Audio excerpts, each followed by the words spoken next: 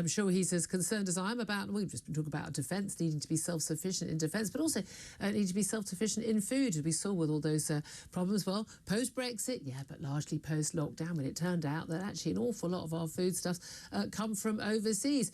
Big shortages in some things, with a bit of panic buying. But one of the things we've learned in recent years is perhaps we really need to be able to make sure we can kind of put food on the supermarket shelves, because it doesn't actually grow there.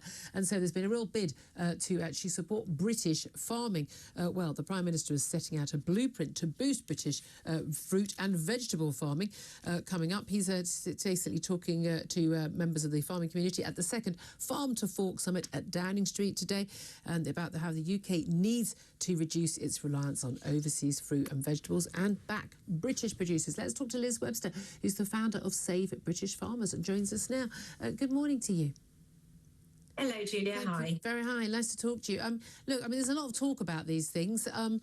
Does this actually make a difference when we have a summit and is this all announced? Does anything actually happen as a result of it, or is it just a nicer photo opportunity? Oh, sorry, my dog's decided. I love that. If you're watching, yes, down, Shep.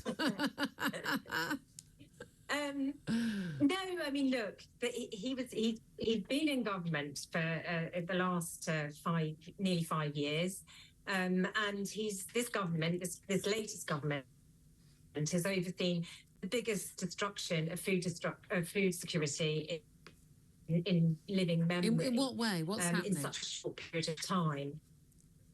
And how are they doing that? Well, we did this thing called Brexit. We did this thing called Brexit, and instead of thinking we need to shore up domestic food production, they set agriculture policy, which is largely environmental policy. So they've been encouraging us to do environmental schemes, which means taking land out of food production. Yeah. Oh, look, we've seen this happening in places like Netherlands and elsewhere, when actually there's been a massive uproar about it, basically telling farmers to stop producing food even though we need more food. The truth of the matter is this, there's been an assumption that supermarkets will always be able to get hold of food from somewhere. Yeah. And there's been largely no interest in what we do here. This government is in the end of days, and if they come out at the beginning, 4.5 years ago, and said, yes, we want to do this, I would be there saying, brilliant. But what we've got is the end of days, they're electioneering, and they're really, in my view, wanting to be seen as the farmer's friend. Rather than actually, they've not been there the last few years. I've just finished watching, as I'm sure lots of people have, the third series of Clarkson's The Farm on Amazon Prime. And I have to say, it's been an amazing, amazing insight into farmers' lives, just how hard that life is and how little money there is, and the risks attached. Like, you can do everything right, work your buttocks off, and you get too much rain, too much sun, too much something. That's it. Your whole crop is destroyed. The market's destroyed. Prices go down. There's no protection. Now, there used to be more subsidies that were more reliable. There's less so now. People in the shops kind of expect to pay lower prices. Supermarkets beating producers and farmers down all the time, often, basically making a loss on some of their products like milk. What can we as consumers do to help British farmers? I mean, obviously, buying British, yes, but what else can we do in terms of talking to supermarket owners, our MPs, whoever, to help British farmers so that you can do the job you love and that you're great at, and we can get great British food? Well, one thing they can do today is they can sign our petition, which we've got going, which I will put up on our social media and so forth. I'll make sure it's on the pinned tweet. It's not at the moment, but I'll put that up there on Save British Farming, Twitter and Facebook. But it would be great if they could sign the petition. Yep.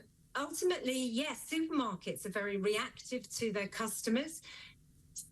So, if you go into the supermarket and you want to know more about the labelling, please ask about it. Take a video of it, send it to us, because right now the food labelling is dishonest, and they're quite often saying that it's British, and when you look at the small print, it's not, and that really infuriates us. So how do they do that? Yes, right. But how do they do that, Liz? So like it's something's grown in Chile or Turkey or something, and then they just package it here and then say put British on it and a Union flag. It's usually to do with where it's processed and amalgamated, but sorry, we're breaking up. But it's a deregulation of Brexit. You know, that there's different rules now, that we're not in the protection of the single market any longer.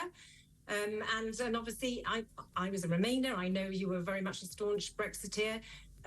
But for me, everything that I predicted is happening, and worse and more. Everything we were scared of has happened in terms of war and weather, and it's impacted our food production. And we've also had a really poor government in not actually thinking we ought to make sure that as we're on our own, we need to have contingency in place. Well, I mean, again, I have to say, even within the EU, they can still stop sending us stuff if they choose, as we saw, you know, during pandemics and things. But again, there's no reason why the government couldn't be offering those subsidies, which I think a lot of us are more supportive of after seeing things like clocks and stuff. Really appreciate you joining us, Liz Webster, founder of Safe British Farmers.